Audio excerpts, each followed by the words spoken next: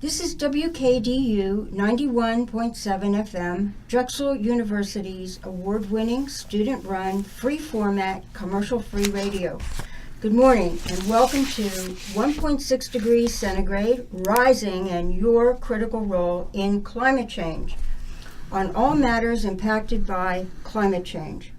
I'm your author and host, Diane Davis, and this morning we have a very exciting guest, Dr. Patrick Gurian, who is an associate professor at Drexel University's Civil, Architectural, and Environmental Engineering program, and to two of his students, Alex Kunsch, who is an undergraduate student in Mechanical Engineering department, and Jessica Williams, who is currently an undergraduate senior in the nursing school at Drexel University. For those in our listening audience, we're going to be talking to Alex, Jessica, and Dr. Gurian about a follow-on project that they are working on right now to further reduce Drexel University's carbon footprint and greenhouse gas emissions. The project is a follow-on to the first-gen report, researched and written by a senior design group, one of whom was Will Charr, who we heard last week on the broadcast. And the current project is both very timely and on point, with its intent to further reduce the Drexel University's carbon dioxide and greenhouse gas emissions that are known to be causally related to many upper respiratory diseases, allergies, COPD, global warming, and of course, climate change. So welcome, Dr. Gurian, to our program. Welcome, Alex, and welcome, Jessica. Thank you. It's a pleasure to be here. Yeah, glad to talk to everyone. Yeah, thank you for having us. Dr. Gurian, what is your position here at Drexel University, and what role have you fulfilled in working with Jessica and Alex on their project? So I'm an associate professor here in Civil, Architectural, and Environmental Engineering. And in this case, my role was not to conceptualize the project. Jessica and Alex came to me with the idea of studying reducing greenhouse gas emissions through different transportation options at Drexel, particularly looking at the bus fleet and what benefits you might have if you electrified it. So I looked at different options, and in their case, what we did was we created an independent study class. And as soon as we create that independent study class, the sort of class takes over, and it becomes very much primary goal to look at how do we use this topic, which has student interest and engagement, and use that to build the sort of critical thinking skills that we want in our graduates. So part of what we're looking at here is to help them with writing skills, to help them with their quantitative method skills, and ultimately produce a report. So this is a class like any other class. It has deliverables, it has a schedule, and my role as instructor of that class is to mentor them through this report writing process. So they're building professional skills while they're still in school, while contributing to an ongoing greenhouse gas and carbon emission reduction program that Drexel University wants to promote. Exactly. So they are following up on some previous work. We talked about Will Charr's senior design group that looked at many different sectors. In their case, they focused in on one that they're particularly interested in, which is the bus fleet here at Drexel. So, Alex and Jessica, tell us, please, what were the precipitating factors in your decision to devote this time of study in preparing your project report toward greenhouse gas emission and carbon dioxide footprint reduction here at Drexel University? Yeah, so a big reason we're here is because of the Fossil Free Drexel Club. Not the biggest club, there's only 4 of us, but that was the spark that got us here. One of our projects was to get the university to transition to an electric fleet that seemed like a low-hanging apple in terms of reducing the university's dependence on petroleum and reducing greenhouse gases. Yeah, that's a big part of it. So both you and Jessica belong to Fossil Free Drexel, the club as well? Yeah, and the club's supporting us a lot. That's where the majority of our support comes from. And Patrick is a contact of us. That's where we met Patrick. We're going to be talking to Matt Wang, and as president of your club, in our next segment, and some of the other members of the club. So we're going to be following up with your efforts, and also what the club is doing outside of just your efforts to free Drexel University of fossil fuels. Jessica, you would like to add something to that? I got involved pretty much the same way as Alex. I wanted a group on campus that was climate change focused. So I found Fossil Free Drexel and I joined, and we both eventually kind of took leadership positions and wanted to take the head on a project. Mm-hmm. And we wanted everything to be very upfront and official, so we made it an official class with Dr. Gurian, rather than just kind of doing it as our club behind the scenes. We wanted some advice and support on that. So, and Matt knew Patrick, and that's how we got involved there. Oh, wonderful, wonderful. Dr. Gurian, for those in our listening audience who may have missed the preceding broadcast, could you please remind us about the history of emissions reduction planning here in Philadelphia? I got involved in this back in 2014 when the Mayor's Office of Sustainability asked us if they could have us look at long-term emissions reduction planning, meeting that 80% goal for developed countries that would be necessary to stabilize the climate system. And so we got funding from the Institute for Energy and the Environment. We got $50,000, and we produced a nice report that is up on our website, and I encourage everybody to take a look at that. But as is the problem with projects, we ran out of money. Eventually we spent the $50,000 that the Institute for Energy and the Environment had provided us. And so to keep that going, we had a senior design group that said, let's look specifically at Drexel and see what Drexel could do to reduce its emissions. And so then that finished last summer in June, and they graduated, as students will. So as soon as we train them up, they graduate and move on. And that's when Alex and Jessica expressed interest in being the third generation of planners here.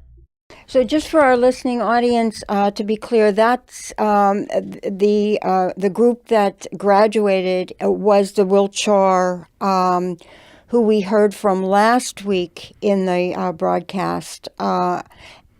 Exactly. Will and his colleagues who produced a report looking at Drexel's options. So the first iteration of it was the funded project that looked at emissions reductions and found that it was feasible for Philadelphia to achieve this very ambitious 80% reduction. Not that it would be easy and it would take a wholesale change in our infrastructure, but concluded that it was technically feasible. And then the next round was the report looking specifically at what Drexel could do. And even though Drexel has, met its commitment to meet that 80% reduction, that's something that Drexel made and achieved in 2011 through a lot of off-site purchase of renewable energy. The senior design group was able to find some interesting opportunities right here on campus to further reduce emissions. So Alex and Jessica are now following on with an additional in-field study, and they're going to be generating a report at the end of their study. Not this quarter, but you're going to extend it an additional quarter, I understand. So it will be in 2 quarters. And so now you're involved in actual in-field data collection. Could you tell us about that, Alex and Jessica? Tell us about your in-field data collection efforts, and what is it that you're looking for? What are the points? Yeah, so one, we actually haven't really acquired any data yet. That's something that's coming up very shortly, but that's going to be a really fun project. We've been talking to one vendor, Proterra. It's a really popular one. They've got a lot of momentum, and they're sending us this little device that we're going to go on the buses with, and we'll have it, and it tracks real time the speed. It can track incline, and we're going to use that to generate a total distance traveled by the buses. And, Our current buses at Drexel. The current diesel buses. Okay. So we can get a spot on reading for how many miles they're traveling. Real time, the miles traveled, and the fuel used. The buses use diesel. Right. Yeah. So they use biodiesel 20 soybean, which you may hear of as a green fuel. A lot of times around nature or something, it makes you think it's helping, but this fuel is really an awful fuel. It's almost no better than diesel itself. A lot of people think it's worse than diesel, and this fuel is actually only 20% biodiesel and 80% regular diesel. And the university's motives for this are very clear, because this is the minimum amount of biodiesel you have to use to get federal incentives for using this. So the motives for using biodiesel are clearly monetary. Or it seems as a large reason for that. But they are contributing some little reduction, and then this new device that you're going to be traveling in the buses with is going to track how much of a reduction per mile. Is that the idea? I don't think that the device will actually track the fuel use of the bus. Right now we're in the process. Our other group member, Matt, who you mentioned, is communicating back and forth with the bus manufacturing company, Proterra, on what specifically the device is going to calculate. Now, this is the current fleet of buses that Drexel has now? Yeah, that's what we'll be looking at. Okay, and the manufacturer of the buses has come out with this little device that you will be riding the bus with to track emissions. What is it going to? So it's not the manufacturer's device. It's just a third-party device. It's called a Bad Elf tracker, and they buy them, and they're going to send it to us so we can collect the data about the existing buses. And this is oftentimes used to size the electric bus that the university would buy from them. Okay. Sorry, go ahead. No, go ahead, I was Jessica. just going to say, just to clarify, it's not the bus manufacturer of the current bus fleet. It's a manufacturer of one of the few electric bus companies in the United States. So not Drexel's current manufacturer, but a potential manufacturer that is interested in selling its product, that wants to lend out devices like this.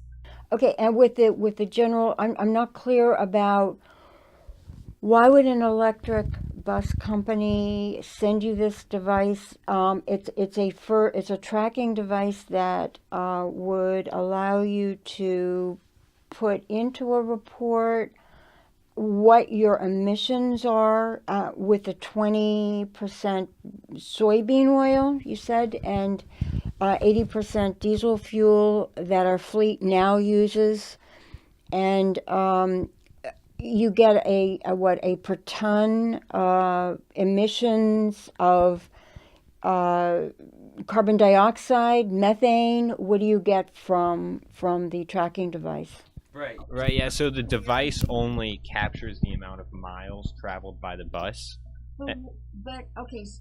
All right, so I think part of the scholarship of this is to look and to see what is in the literature and say, how much granularity do we need? And there's a lot that you can learn without the device, and then you can look at what additional information do you get with the device. So there's a certain amount of, we know a lot about buses. We know how much their fuel economy is, and we can estimate what their greenhouse gas emissions are just on the basis that one bus is pretty much like another bus. A big part of, I think, critical thinking and scholarship is to say, okay, when do we actually need that additional information? when does that change our decision? And that's something that we work on, and that's often why we do these efforts iteratively. The students make a first pass through, and they've already started to hit the books and get some factors about what we know about future buses.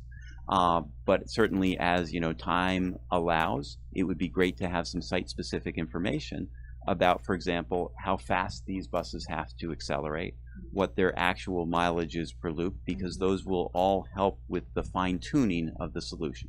But there's a lot that you can do just by reading the literature and understanding the literature. So, if I understand this correctly, let me just reiterate what I think I understand. The Proterra bus manufacturer is issuing this device to induce the further purchase of future electric buses. Do I understand that correctly? So the device that we were talking about, the Bad Elf device, it's to gather route data for a bus so that you can estimate what type of battery size you would need for an electric bus. So it generates information about GPS location. It generates information about route data, and it also has an altimeter, so they can include any information about hills, and then they can use that to estimate what size battery and model and make of bus you would need. Can you tell us more about the battery itself? Where will let's say Drexel University decides to invest in one or two electric buses in the future. Where would the batteries be recharged when the buses were not in utility?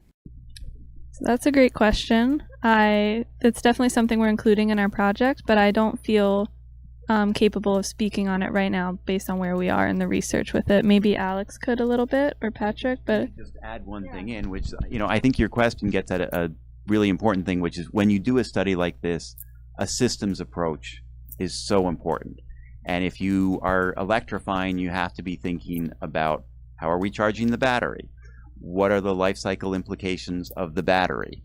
Where are we getting the electricity from? And there certainly have been some interesting studies that if you use electricity source that is relatively dirty, if you are charging your battery with coal-fired electricity generation, then maybe your electric vehicle is not as green as you'd like it to be.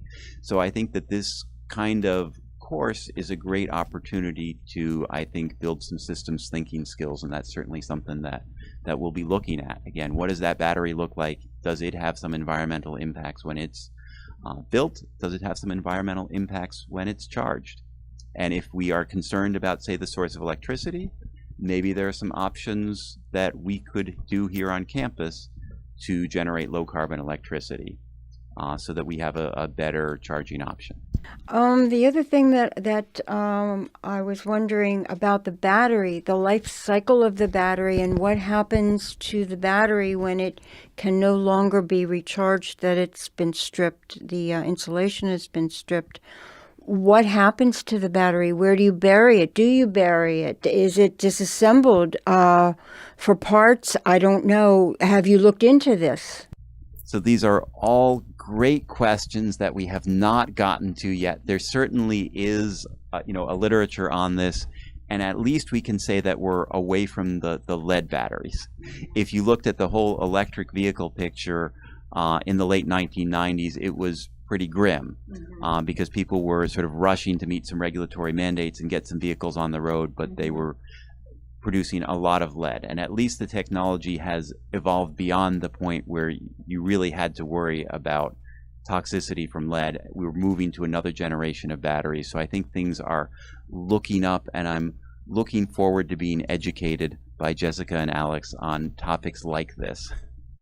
I'm interested also in if you were to suggest to the president and trustees of Drexel University that they proceed with maybe 1 or 2 buses as an experiment. What would they have to build a new facility for the recharging? Where would the facility be for the recharging? Like what Dr. Gurian was saying, another issue is, how are you going to recharge with what source of electricity are you going to charge the battery? Have you looked into this? Are you thinking about this? Do you have any preliminary information that you could give to us now? It's definitely something that we're thinking about, but I think that those kinds of questions, even though they're so important, have fallen secondary to just the basic data collection that we need to do.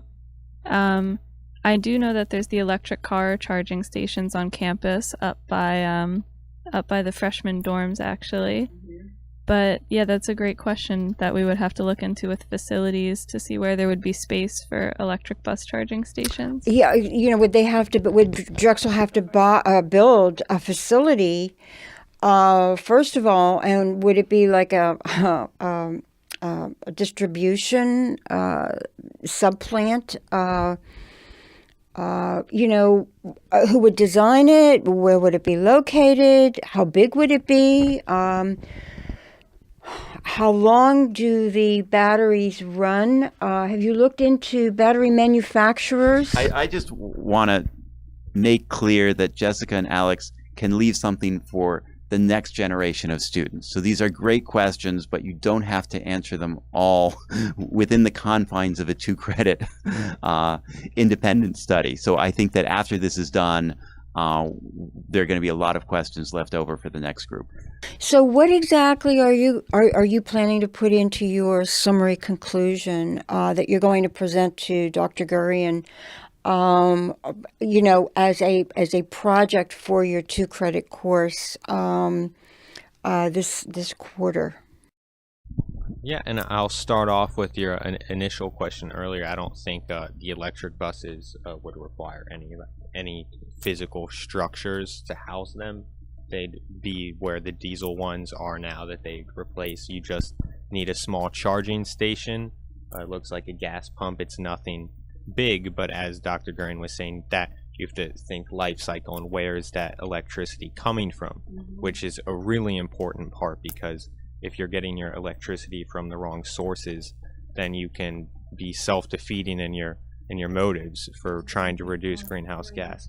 So one of the things we're looking at for scenarios is how much of the electricity used in the bus is from a renewable source. I see. Well, do you have any percentages now? Have you been able to determine anything at this early? You just began this at the beginning of this quarter, am I correct? So we're only 5 weeks into the quarter. Why don't you just tell us about your data collection efforts to date? Sure. So the biggest part probably so far was actually deciding which data we needed for the study. And originally we had looked at route data posted on the public transportation website. And then between personal experience, kind of skeptical that was up to date and accurate. So that's why we got involved with the device that we were talking about to calculate the accurate route data. And that's been a lot of communication back and forth. So now we're waiting to get the device, and then we'll employ it and then use that for calculation of our data. And from studying the 80 by 50 report and other similar reports, we've gathered information on the emissions factors and kind of what we need to calculate the total emissions for the bus fleet of the university. I just want to clarify for our listening audience, the 80 by 50 report was the report generated by Pannoni Associates, Engineering Associates, or was that the president's? The 80 by 50 report is actually the report that we wrote that was released in 2015 that concluded that it would be certainly challenging, but that there are feasible paths to Philadelphia to meet that 80% reduction in its emissions by 2015. So that is a product of Drexel faculty and students that we did for the Office of Sustainability here in Philadelphia. Okay, great. And the 2011 report that Will Char had spoken to us is a baseline emissions report that gives us a benchmark for what the university's emissions were in 2011, so that as we seek ways to chip away at that and obtain reductions, you have to know where you're starting. So that's a very important baseline report for us. Can you, Alex, Jessica, can you give the listening audience some idea as to what segment, what piece of the pie the overall emissions might be reduced by changing our soy diesel combination fuel buses to an electric fleet? Did you take a look at how big is the pie slice? My answer to that question would be, it's so much more complicated than I originally thought. I thought that's what the question would look like originally. Okay. I thought it would be this number, and then now it's this number. But it's totally dependent on how much of the fleet you use, and so much of it is the upstream procurement of the fuel. So we've been looking into using a program called GREET to calculate upstream emissions, which looks at, how they literally harvest the soybean oil to make the biodiesel fuel and the emissions that come from that versus the emissions to procure just pure diesel. So I think the question is so much bigger than that. Well, let me ask you this. Can you tell us more about this 20% soy, 80% diesel fuel? Where does it come from? Where do we buy it from? I mean, who? Yeah, I can expand on the emissions. I think the emissions is the most important part of that. But about the fuel real quick, the fuel is just 100% biodiesel, which comes from a biodiesel refinery. Okay. So you have soybeans going in there, and then you have a chemical process to make the biodiesel. And that goes to a blending plant where it's mixed with petroleum diesel of some classification. And it's typically low sulfur, so it emits less CO2 when it's combusted. So that's good. But of course, B20 biodiesel is not a good fuel for the people who care about the earth, because I have numbers from GREET, as Jessica was saying, that has estimates that are pretty accurate. I say this because it's used by lots of reports. You're going to see GREET as their source. But I'll give you a number from GREET for an inner city bus running on B20 soybean biodiesel. You have a CO2 emissions of about 1.84 kilograms per mile running. So 1 kilogram is about 2.2 pounds. And you just can imagine the sheer volume of that. So every mile, pounds. Right. So, well, that's just a 2.2 pounds per kilogram, and it's 1.84 kilograms, which is actually 8.74 pounds. So that's 8.74 pounds of CO2 going into the atmosphere for every mile. For every the bus mile is running on B20. There's a lot of buses. Is this what SEPTA runs on? The 2080? I don't know. Maybe that's B20. Yeah, the B20 fuel. We don't know. It's an interesting question. I think SEPTA is doing a lot of efforts. I know SEPTA. I believe SEPTA is partnered with Proterra already, and they do have some electric buses. It's a big combination, and you're going to see a lot of clean natural gas buses, and that's something you want to be aware of. That is not good. It is true, it is clean burning when it's burned, so it's good for the cities. But where the natural gas comes from is where the problem is. The extraction process for natural gas, it's oftentimes fracked, and the emissions for that end up being comparable and arguably more than petroleum. And it also produces the methane, which Right, is and much I've denser. seen on TV BP commercials for clean burning natural gas, and you're going to have to, when you see those on TV, let people know that that is not as it seems.